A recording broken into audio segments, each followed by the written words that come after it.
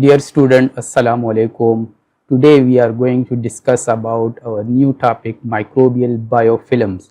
So let's see what is microbial biofilm. Here is the contents of microbial biofilm. First we will discuss about what is biofilm, then impacts of biofilm, composition of biofilm, biofilm formation, uses and problems caused by biofilms. There are two different forms of microbial growth. One is the planktonic form and another one is the biofilm form. In the planktonic form, isolated microbial cells flowed freely in a fluid environment. It is called planktonic form of microbial cells. Here you can see examples of planktonic cells which are freely available, which are freely moving into the fluid environment. And then another one is the growth in the biofilm form, and result of the natural tendency of the microbial cells to stick one another into a solid surface and form a community which is connected by an extracellular matter, and this is called biofilm. Here you can see this is the structure of a biofilm cells which are formed on the surface. So what is actually a biofilm? A biofilm is actually any group of microorganisms in which cells stick to each other, and often these cells adhere to a surface and encased in an extracellular polymeric substances. So what are extracellular polymeric substances? Extracellular polymeric substances are produced by bacterial cells extracellularly, and these extracellular polymeric substances are protein, polysaccharides, eDNA and some lipid in minute quantity also. And extracellular polymeric substances helps in the attachment of bacterial cells, and bacterial cells are embedded in this extracellular polymeric substances. These are two structures of microbial biofilm: the SEM scanning electron microscopy image of bacterial biofilm, and this one is the confocal laser scanning microscope after staining of the bacterial biofilm. So in most natural, clinical and industrial settings, microorganisms exist in biofilms that associate with biotic and abiotic surfaces. Here you can see in large SEM image of the bacterial biofilm, you can see many bacterial cells are embedded into the EPS. Here are some examples of microbial biofilm. One of the example is the dental plaque. In this diagram you can see dental plaque biofilm formation on the teeth surface, and the slime that forms on the surface in the watery surface, which is algal green biofilm surrounded by the slimy secretions. And biofilm formation also occur on the treatment membranes which are used for the filtration of different wastewaters, and you can also find mold formation on different foods, and you can see the rhizopus formation on the bread, and many examples like biofilm formation in the water pipe section also. Here you can see some other examples like, have you ever slept on a wet stone? Certainly, and it was biofilm that you slept on. And have you an aquarium, and do you clean its walls? And if you do, so what you wipe from them is the biofilm formed by the algae. And also, do you clean your teeth regularly? I hope so. And by doing this, you remove the biofilm called dental plaque biofilm.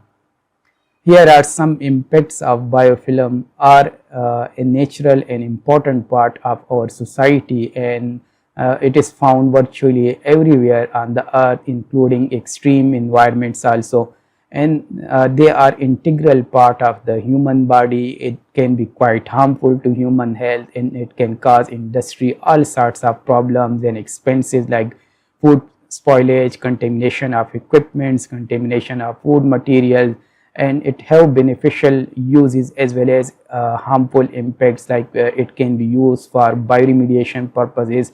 It can be used for bioenergy production. Many enzymes can be produced using microbial biofilms also. In this slide, we can see composition of biofilm. Here is the general composition of biofilm. Water is present up to 97% in the microbial biofilm, and microbial cells are present from 2 to 5%. It can be single species and it can be many species also. Then polysaccharide is present 1 to 2%, protein is present less than 1 to 2%, DNA and RNA are present 1 to 2%, and small quantity of ions are also present in the microbial biofilm. And when microbes decide to form biofilm, or why microbes decide to form biofilm, there are many reasons. Some of the reasons are presented here. Mainly when they are capable of recognition of specific or non-specific attachment sites on a surface, they like to form biofilm because bacteria love to live in the form of biofilm, and there are nutritional cues also, and there are many limitations due to which bacteria like to form biofilm. Whenever there is a limitation of nutrients, there are limited nutrients available, so bacteria like to form biofilms. And then exposure of the planktonic cells to the sub-inhibitory concentration of antibiotics, that when you add sub-inhibitory concentration, or when you give sub-inhibitory concentrations of antibiotics to the patient, so then there is chance that bacterial cells start forming biofilm, and eventually they are resistant to the antibiotics. Here you can see biofilm formation. Biofilm usually form in 5 stages of biofilm development. One of the stages is the attraction, then adhesion, aggregation, accumulation, and dispersion. The first stage is that microbial cells attract to the surface, and then they like to adhere. The adhesion occur on the surface, and then aggregation occurs. Biofilm bacterial cells form different colonies and they aggregate their self on the surface, and then mature biofilm formation occur. Bacteria produce some extracellular polymeric substances, and they encased their self into the EPS, which is a protective layer. EPS is the extracellular polymeric substances, and bacteria encase and protect their self in this EPS. So whenever you add antibiotics or chemicals, so it is very difficult for bacterial cells to penetrate the EPS, which is a gel-like structure. And after maturation of the biofilm, the biofilm also start to disperse. Some of the bacterial cells are dispersed from the microbial biofilm, and then they start attaching on the other surfaces, which are the empty surfaces, and then they again start the biofilm formation cycle. Here you can see the explanation of the biofilm development. In the first step, attraction of planktonic cells to the surface. The second stage is the adhesion of planktonic cells to the surface, and then aggregation of cells and the development of colonies occur. And in the fourth stage, accumulation of the exopolymeric substances, which is extracellular polymeric substances, which are also called as a slime, and the development of typical architecture. And the fifth stage is the dispersal of cells from the surface of the biofilm occur, and this biofilm cycle again start from the attraction and then addition, aggregation, accumulation, and dispersal. There are different strategies which can be used for the biofilm control. Here are some briefly discussed these strategies and briefly showed these strategies here, that you can, one of the strategy is to stop the attachment of microbial cells to the surface. You can use ethanol and you can use some other chemicals to modify the surface to stop the biofilm formation, to stop the biofilm attachment. And you can also stop the growth of microbial cells by in water you can add some chlorine, and in the for the human perspective, in the human perspective, you give some antibiotics etc. to stop the growth of microbial cells or to kill the microbial cells. And the third strategy is to block the matrix synthesis. Matrix synthesis is the production of the extracellular polymeric substances. You can also stop this extracellular polymeric substances production, and one of the strategy is to kill the bacterial cells. So one of the strategy is to kill the bacterial cells. So you can use chlorination, and you can use antibiotics, or you can use plant products to kill the bacterial cells. And here another strategy is to disrupt the communication. You can also disrupt the communication by targeting the signaling molecules, which is called the language between the bacterial cells, in which they produce some signaling molecules, like they want to form biofilm formation, so they produce some signaling molecules, and then bacterial cells sense these signaling molecules and their genes are activated, and then they produce some molecules for the biofilm formation. So we can also disrupt this communication by different ways, by using some plant-based compound, by using synthetic compounds, and also we can use some enzymes to do quorum quenching, to quench the bacterial cells. We can also control the biofilm formation by promoting the detachment. Once biofilm is already there, we can use some chemicals to detach the biofilm, to disperse the biofilm. Another strategy is the mechanical removal. We can also mechanically remove the biofilm by using some physical tools, like by knives, by scrapers etc., to physically remove the biofilm from any surface. So there are different strategies can be used for the biofilm control: chemical treatment, physical treatment, and biological treatment.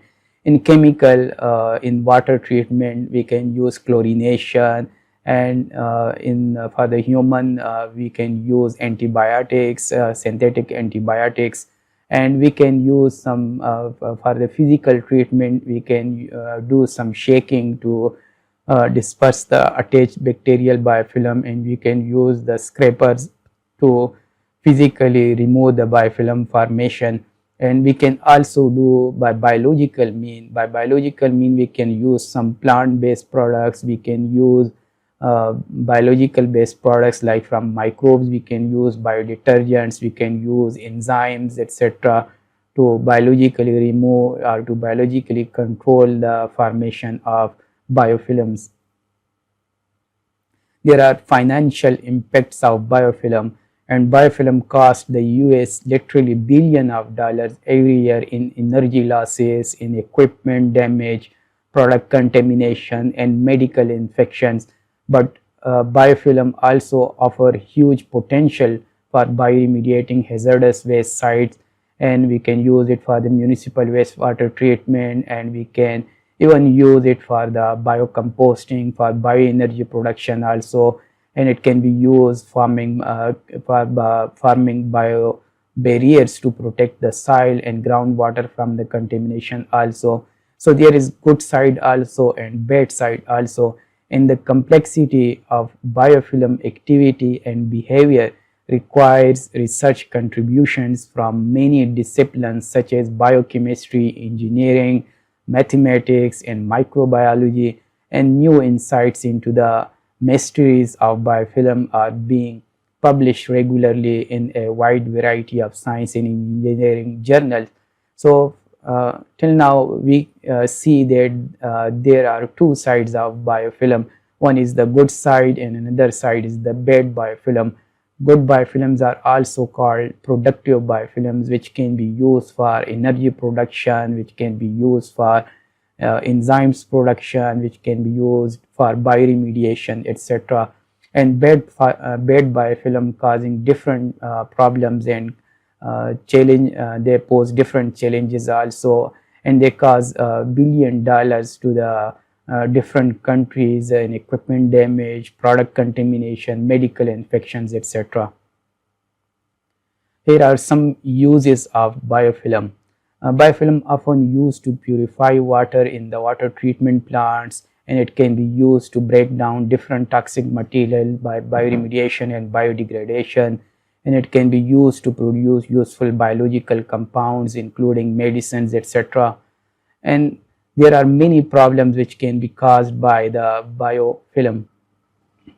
There are different problems which are caused by biofilm, and it can tend to clog pipes in water filters like water membranes, filtration membranes, like it can cause membrane biofouling, and it can cause numerous diseases including many diseases prevalent in hospitals and extra resistant to antibiotics. Once bacteria formed biofilm, they become resistant to antibiotics, and it can form almost everywhere that water is present, including catheters, kitchen, food waste, industry waste, and membrane biofouling, etc. So this was all about today's lecture, microbial biofilms.